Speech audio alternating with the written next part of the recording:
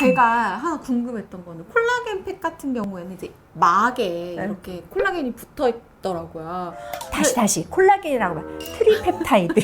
오케이, 알겠습니다. 세기는 얼마가 될까? 330, 500 이하로 되는 거예요. 그래서 걔는 투과할 수 있다 라고, 발라서도 투과할 수 있고 먹어서 투과할 수 있다라고 생각해서 저분자 콜라겐이라고 부르는데, 엄밀히 말하면 저분자 펩타이드인 거죠. 트리펩타이드. 근데 난 콜라겐 팩이라고 해서 샀는데? 콜라겐의 단백질의 펩타이드. 그 많은 게 생략된 거죠, 지금? 네. 왜냐면 기니까. 오케이. 네. 트리펩타이드가 포함되어 있는 팩을 보면 이렇게 젤라틴이 굳은 것처럼 하얗게 있단 말이에요. 그걸 붙이고 시간이 지나면 얘가 싹 흡수돼가지고 사라지던데, 그럼 그거는 조금 피부에 도움이 되는 거예요? 마른 거죠. 하이드로겔이. 네? 이게 참 어려운 게, 펩타이드는 기존의 화장품 원료로 되게 많이 들어와 있었어요, 이미.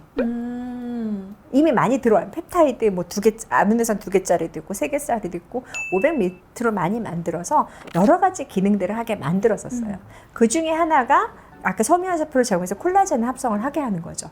이 마스크팩에 들어있는 펩타이드도 먹는 것처럼 그 정도의 규모일 거예요. 그래서 걔가 어느 정도 일부는 흡수가 돼서 섬유화세포까지 운이 좋게 대달하면 얘를 자극을 해서 콜라겐을 만드는 거죠.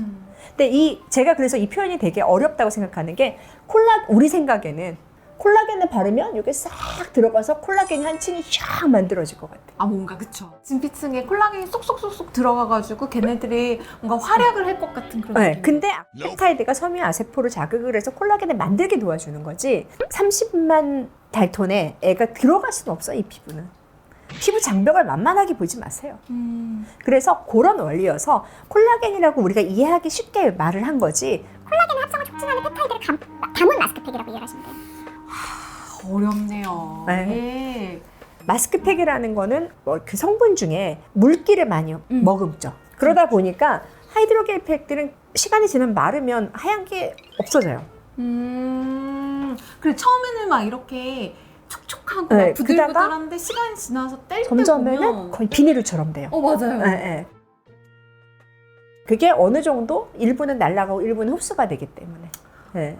그래서 그건 지표가 될 수 있죠, 시간이 지났다는. 그게 좀 아깝잖아요. 네. 아까워서 그게 완전 투명해질 때까지 붙이고 있는데, 그러면 이제 뗄 때 약간 내 피부가 살짝 같이 딸려 이렇게 나오는 느낌이 있더라고요. 그러면 1시간 이상 붙인 거거든요. 네. 모든 마스크팩은 20분 정도면 충분하고요. 자극이 있을 수 있어요. 다 계면활성제를 조금씩 넣어놓거든요. 계면활성제는 뭐예요? 비누 성분 같은 거기 네네. 때문에 피부 민감한 분들은 좀 빨갈 수가 있어요. 그래서 시간을 되도록이면 줄이는 게 중요하거든요.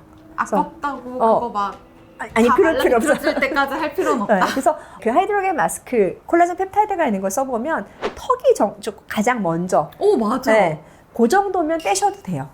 아니, 여기 너무 하얀데? 30분이면 턱은 확실히 말라요. 턱부터 여기까지. 여기가 우리가 피지가 별로 없는 데잖아요. 피지 있는 데들은 좀 늦게 마르고, 여기가 그래서 늦게 마르는 거거든요. 그런 차이들이 있는 거예요. 그래서 콜라겐 펩타이드에 대해서 정말 이렇게 말을 할까 말까 고민되는 점이 있는데, 정확한 지식을 가지고, 네. 그래서 이게 콜라겐이 이렇게 정말 물어봤어요, 주변에. 그랬더니 콜라겐 마스크팩이 여기 한 막을 형성할 것 같대요.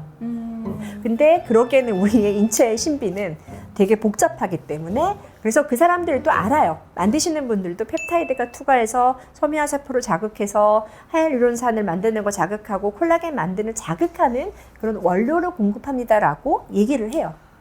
사람이 그런 거예요. 그 일말의 가능성. 그 아이들이 들어가서 나의 섬유화세포를 자극을 해서 그 자극된 섬유화세포가 콜라겐을 만들든 뭔가 내 엘라스틴을 만들든 이렇게 해서 내 피부에 조금이라도 도움이 됐으면 하는 마음에 이제 먹고 그쵸. 붙이고 마시는 건데. 콜라겐을 가장 직접적으로 증가시키는 방법 아세요?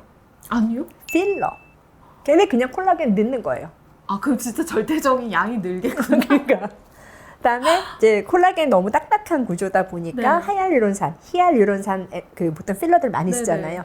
만드느니 내가 넣어주겠다. 그거야말로 때려 넣는 거예요. 아니, 근데 그러면 여기가 반짝반짝해지지. 아니, 근데 또 그건 좀 마음에 안 드는. 왜 이러는 걸까요? 내 몸에서 뭔가 이렇게 생성해준 콜라겐이 네. 훨씬 좋을 것 같은 그런 느낌? 찌르는 게 빠르고 바늘 이렇게 우리 레이저를 하고 나면 거기에 섬유화세포를 자극할 수밖에 없거든요. 그럼 콜라겐 빨리 만들어지고.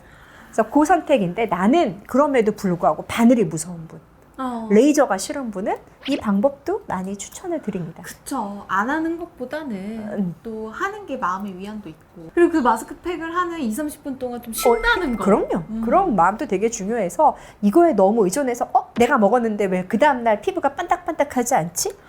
저 여배우는 너무 좋은데 그 친구도 얼마나 관리하는데 여러분. 이제 고민이 되는 이 방송이 나갔을 때 뭐. 어떤 반응이 있을지. 하지만 뭐 제가 피부과 의사로서 이 얘기는 한 번은 드리고 왔으면 좋겠습니다. 알겠습니다.